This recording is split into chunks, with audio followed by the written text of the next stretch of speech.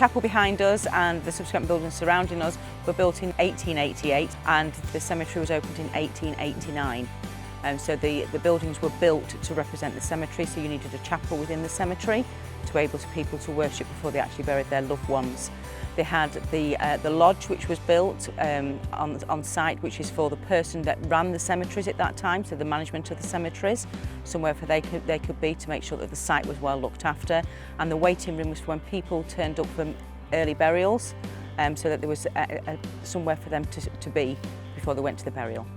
Currently on the chapel, this is the second phase of works. The first phase was undertaken 2 years ago. This phase of works involves repointing of the spire, some stone masonry and some brick replacement and repointing at the plinth level. We weren't able to source the bricks during the first phase because of COVID and the brickmakers shutting down for long periods, so it's the final act, as it were. UK Restoration did the first phase on the chapel, so we knew what to expect on the second phase. Standard of workmanship is top class. Yep, can't complain. So far, so good. So I've had a project improvement services for the last probably 5 or 6 years to look at, because we've got a lot of deprivation in the area. So we want to repurpose the building. So the building, which was formerly the lodge, that'll be used for affordable funerals so that we can offer them to the public. And then the building, which was the waiting room, is going to be sort of like a memorial and flower room for people to come in and actually purchase memorials for the cemetery as well. I think it's really important for people, especially the members of the council here, that we want to give back to the community. And it's important that we look after them, so this is why we're restoring all the buildings. It's absolutely gorgeous within here. We've got a really good grounds maintenance team that look after it all year round. We've got a lot of heritage memorials in there, which, like I say, going back to 1889. So we've got a lot of history within this cemetery as well for a lot of families that are also still local.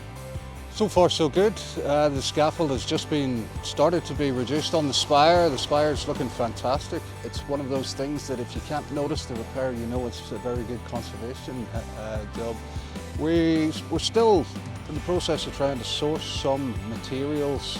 We've just been able to get the bricks to do the plinth from the chapel, which has taken a bit of time.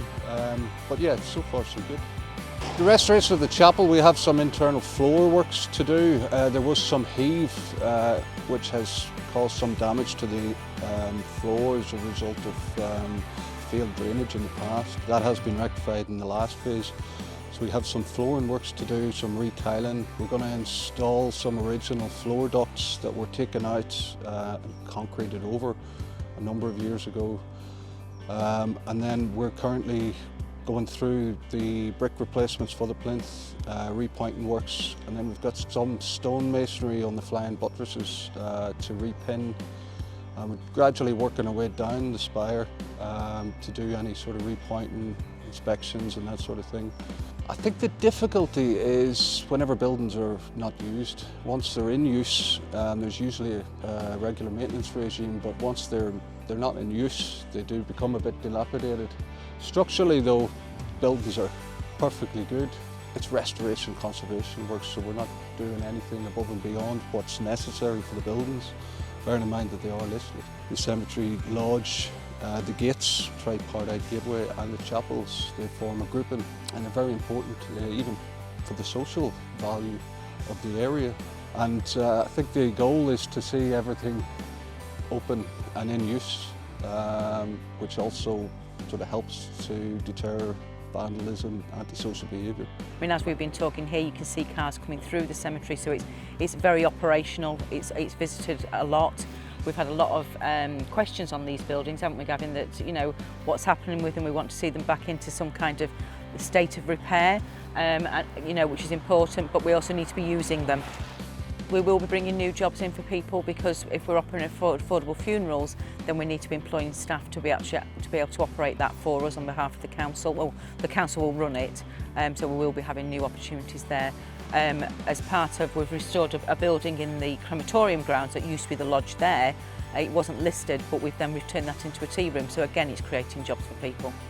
When we had the first stage of works done, it was absolutely brilliant to go around it, and we held the local elections actually in the chapel earlier on this year in May, and people just coming in purely to look at the building.